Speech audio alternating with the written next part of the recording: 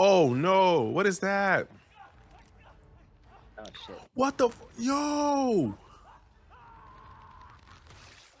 If you told me when I first started this channel that not only would I be doing a Resident Evil video, reload, Leon, reload! It's on the ceiling! But that I'd spiral into a full-blown addiction, I would have laughed at you. But here we are. I grabbed Resident Evil 4, 5, and 6 pack for $13, then Resident Evil 7 Gold for $10, and then Village Gold for $15, and at that point I was too far gone. And just when I thought it was over, the RE4 remake hit me for 20 bucks. I clearly have no sense of self-control. Send help. Anyway, I'm Mateo Vert, your favorite backlog gamer, and this is the beginning of my Resident Evil addiction. Freaking Wesker. I'll go and check it out. How about we don't? So I actually tried playing the first Resident Evil game, but there were complications. Get it off me, get it off me, get it off me, get it off me. Oh my God, get it off. Where do I go? I need some direction in life. Okay. You know what? Really fuck these dogs, man. On God. Yeah, I found the tank controls kind of frustrating to deal with, so I was thinking maybe this game wasn't just for me. A friend of mine suggests I play the 2 remake as it's more modern while keeping some of that RE charm. No one's around. Well, that can't be good. I already had it sitting in my backlog from when it was the free PS Plus game, so I was like, what the hell? Now, I already know I'm going to be receiving hate. Well, you only want it because of the good graphics. Well, first off, yeah, I like good graphics. I think most gamers agree with that. Second, I have videos on older games and I thoroughly enjoyed them. By the time this video goes up, I'm most likely streaming my first playthrough of the original Resident Evil 4 before I then hop into the remake. Anyway, shameless plug out of the way, let's get into my real first impressions. Around the time I escaped the police station as Leon, I realized something. I have seen the face of God. Yeah, I was hooked. Resident Evil is a marathon, not a sprint. Ammo and resource management are the bread and butter of survival. Coming from games where I could just mow down endless zombie hordes, I struggled at first. I'd run out of bullets and get frustrated when I couldn't stop zombies from trying to eat my ass. Pause.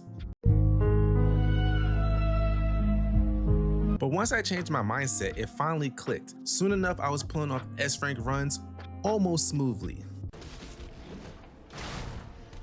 No heals in the dream, chat. Let's go.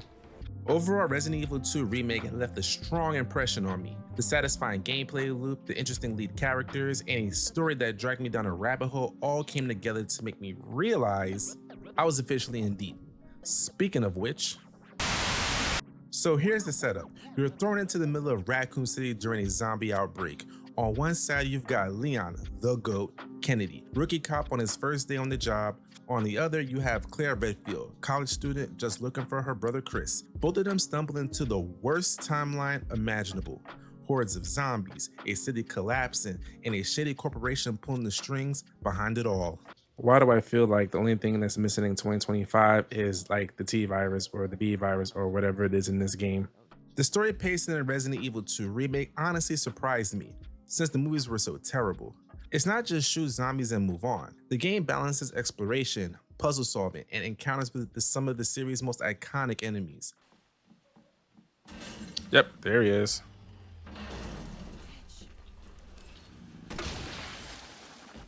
Bro, he just ate the acid. Oh no. Mr. X was a pure menace to society. Nothing killed the vibe faster than hearing those heavy footsteps right behind you as you're trying just to solve a puzzle. Gonna be cutting it pretty close. Oh, this guy.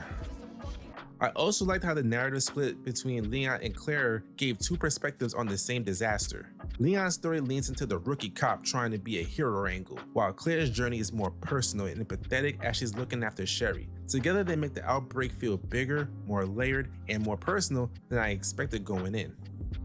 And of course, this is Resident Evil, so the Umbrella Corporation is at the center of everything. Evil pharmaceutical companies, bioweapons experiments, and a city thrown into chaos just to cover up their mistakes. It's the kind of over-the-top science gone wrong story that shouldn't work, but somehow it fits perfectly with the tension of the gameplay. By the time the credits rolled, it didn't just feel like I played a zombie horror game. It felt like I lived through one of gaming's most legendary survival horror experiences, and I finally understood why people are so obsessed with Resident Evil, besides 8-foot giant goth ladies. Now let's talk about the real meat of Resident Evil 2 Remake, the gameplay. Since this was my very first Resident Evil game, I can't compare it directly to the original. However, the Vert research team was able to understand why fans rave about the changes. The 1998 version had tank controls and fixed camera angles, which made movement and combat feel way more rigid. The remake modernizes everything with an over-the-shoulder camera and smooth third-person controls, giving newcomers like me a way in without losing that sense of tension. Gotta take the long way out. What immediately stood out was how resource management defines the entire experience. At first, I made the rookie mistake of trying to kill every zombie I saw, thinking that was the right way to play. I found out real quick that it wasn't. It just drained my ammo and left me frustrated. Every bullet matters. Headshots don't always guarantee a kill, which means you're constantly making choices. Do I waste precious ammo to clear this hallway, or just cripple a zombie and just sneak by? Once I learned that lesson, that constant push and pull between survival and aggression had me glued to the screen. The knife system was another lifesaver, literally. Instead of being a last resort pea shooter, knives act as defensive tools. Getting grabbed doesn't mean instant damage if you got one equipped. You can stab it into a zombie to escape. It's a small detail, but it gave me much needed breathing room during these tense moments. And then there's Mr. X. The game drops him into RPD where he just keeps coming for my booty even though I keep saying no.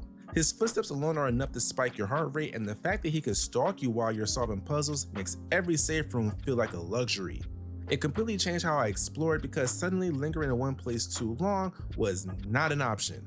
Overall, the gameplay in the remake hooked me in ways I wasn't expecting. It's tense, it's unforgiving, but it's also insanely rewarding once you adapt to its rules. As a first Resident Evil experience, it made me realize why this franchise has such a legendary reputation, and why I immediately wanted to play the rest of them. The Resident Evil 2 Remake hooked me in. I'm ready to go back to Resident Evil 1 and give it another go, after I beat the original Resident Evil 4 that is. This game turned me from a curious outsider into a full-blown fan. Once I started to respect the flow, the rest came easy. I do look forward to covering the main titles, so let me know, what is your favorite Resident Evil game? I look forward to your answers. Next week, we keep the horror theme going with Callisto Protocol, and boy, do I have a lot to say. Now, if you'll excuse me, I have a president's daughter to go save. And roundhouse kick. All right. Thanks for watching, and feel free to leave a like and sub if you feel like I earned it. What are some ways I can improve these videos? Come on, you guys can tell me. Feel free to come kick it in the Discord or over on Twitch where we're doing some major trophy hunting. And until next time, it's Mateo Vert, your favorite backlog gamer, and you guys stay safe.